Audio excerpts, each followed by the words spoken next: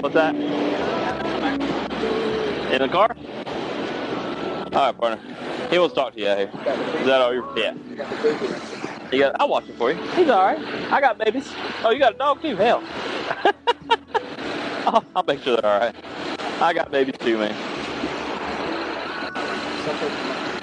Huh? Okay. Shit! Shit!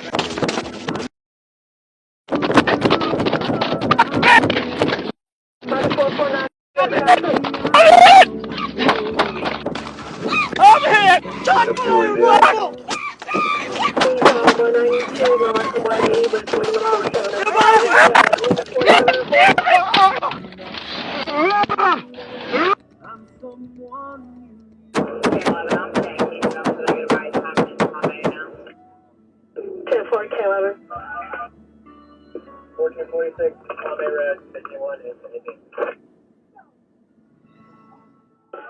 Now, as you can see and hear from the video, this was an extremely violent ambush that both of our deputies and the occupants of the vehicle were extremely blessed to survive. This individual had absolutely no regard for human life and was focused on only one thing: killing our deputies to avoid arrest, as he knew he was facing several minimum mandatory prison sentences in his pending cases. As you can see, the subject not only fired numerous rounds at our deputies, but also, after his gun jam, used the butt of the rifle to violently and repeatedly strike Deputy Potters in the head, causing significant injuries and lacerations. Let there be no doubt, this individual got exactly what he deserved. And to those out there who might be foolish enough to ask why we shot him so many times, that answer is simple: because evil can never be dead enough. Now that you've had a chance to see the ambush and response by our deputies as it occurred in real time, I'm going to show you the incident as it unfolds in slow motion so that you can see exactly what took place and how our deputies responded to the threat. So the first thing we see is Deputy Thoman talking with the female occupant of the vehicle, while a second occupant of the vehicle is seen leaning against the trunk of the car, where the perpetrator is actually seated in the back seat. I want to be very clear in stating that neither of these two occupants had anything to do with this ambush or criminal activity, and I'm extremely grateful that they were not injured and how they immediately returned to the scene as instructed by Deputy Thoman. At an early point in the video, you observe Deputy Thoman asking Deputy Potters to have the third subject exit the vehicle. Prior to this point, Deputy Potters has been very politely conversing with the subject and talking about the 2-month-old baby in the back seat and a dog that was also in the back seat as well. As Deputy Potters asked the subject to exit the vehicle, he is immediately and without warning ambushed with a small stock AR-15 styled rifle that is pointed and fired directly at him. Deputy Potters immediately attempts to avoid being shot by trying to create distance between himself and the shooter, who aggressively opens fire on him as he takes cover at the front of the vehicle.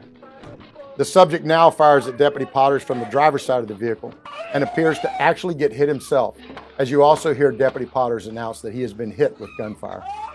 The subject then goes between the two vehicles and additional shots can be heard being fired.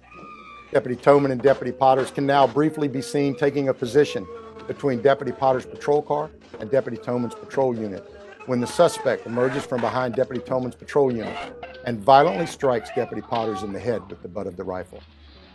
As the suspect repeatedly batters Deputy Potters in the head with the butt of the gun, the two of them fall to the ground, where the subject continues to strike Deputy Potters in the head with the gun. Deputy Thoman at this point gains a tactical advantage on the target and fires multiple rounds, thus eliminating the threat and saving Deputy Potters' life. As a result of the ambush and repeated blows to the head by this violent thug, Deputy Potters sustained a gunshot wound to the lower leg, multiple head lacerations, tissue damage, a concussion, and fractures of the orbital bone and sinuses. Thankfully, Deputy Thoman did not suffer any injuries during the incident, and the suspect was subsequently pronounced dead from gunshots sustained during the ambush and attack on our deputies.